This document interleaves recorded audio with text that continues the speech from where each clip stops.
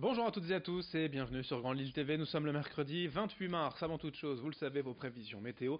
Malheureusement, c'est une nouvelle journée difficile qui s'annonce partout dans la région. Dès ce matin au réveil, la grisaille est au rendez-vous. En prime, des averses prévues toute la journée. Attention également au vent d'ouest cet après-midi, des rafales jusqu'à 50-60 km/h jusqu'à Lille. En fin de journée, peut-être, on aura le droit à une relative accalmie avec quelques éclaircies entre deux averses. Les températures aujourd'hui inférieures au normal de saison. 9 degrés pour les maximales à Lille. On en reparle juste après ce journal. On démarre d'abord en image avec ce nouveau dispositif pour l'emploi des seniors à Tourcoing.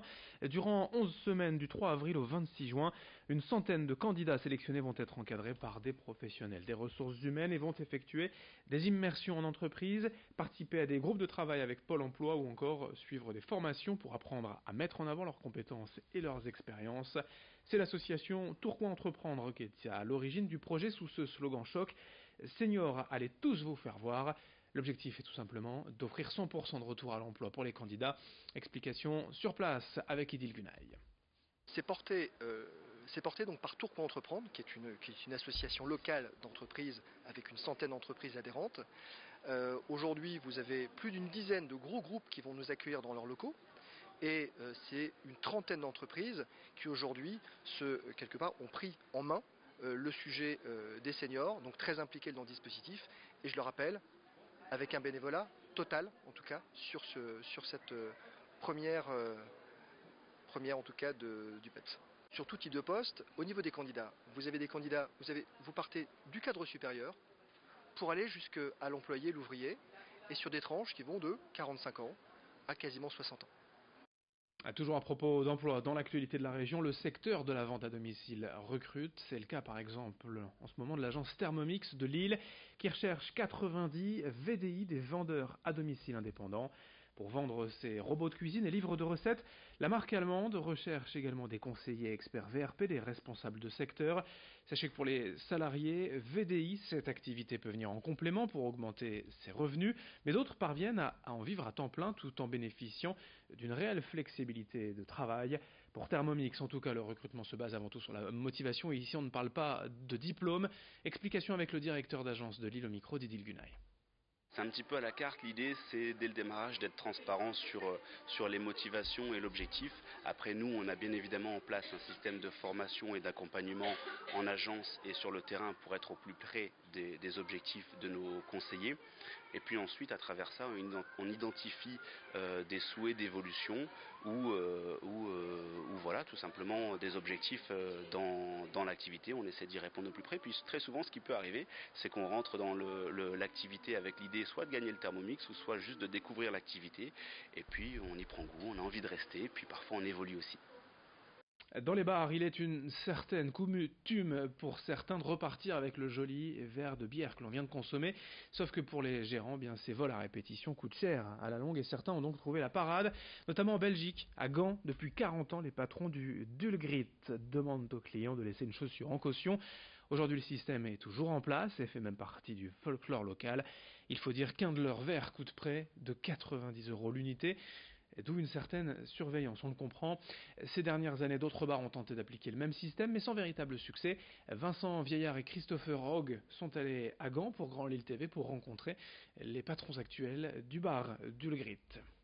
C'est à cause du décor aussi, la manière du café, comment il est construit. Je pense que oui, quand vous regardez un petit peu autour, ça va avec le panier, quoi. Ça marche avec le panier. Bon, je pense que à ce que j'ai entendu, l'histoire, quand ça a commencé la première fois, il s'est dit bon, je dois trouver une solution. Comment garder mes verres? Et alors il a commencé à mettre un panier aux yeux des clients. Comme ça, ils savent très bien que leurs chaussures est aussi sécurisée, quoi. Elle est pas disparue, quoi. En bref, à Lille, lundi soir, des étudiants ont été agressés par des militants d'extrême droite devant la faculté de droit de Lille 2. Une assemblée générale y avait lieu suite aux réformes prévues de la sélection à l'université et aux violences survenues la semaine dernière à la fac de Montpellier. Une agression que Martine Aubry et la maire de Lille a dénoncée hier dans un tweet. Les étudiants en question seront aujourd'hui nos invités sur le plateau de Grand Lille TV pour évoquer les faits en détail. En bref, toujours la région Hauts-de-France expérimente une nouvelle aide à la rénovation énergétique.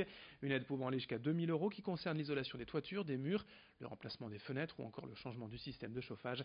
La région envisage ainsi d'aider 3 à 4 000 foyers. Un café contact de l'emploi organisé demain matin jusqu'à midi au Saxo, Grande Rue, à Roubaix. Cet événement permet la rencontre d'employeurs et de candidats dans un lieu public et convivial. 13 entreprises seront présentes avec plus de 80 emplois à pourvoir immédiatement dans des domaines variés.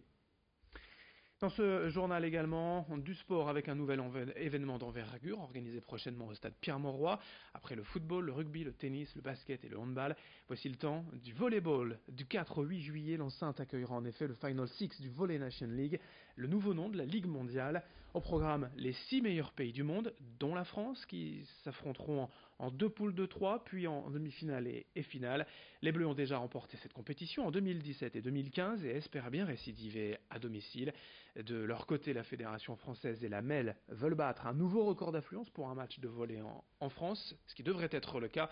Présentation de l'événement au micro d'Alexis Tessier. Nous postulons à chaque événement.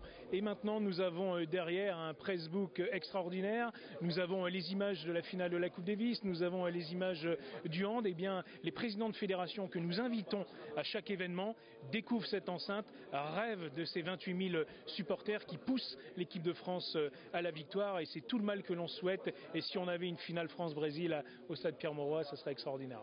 Nous avons l'outil, nous avons les réseaux, nous avons l'expérience.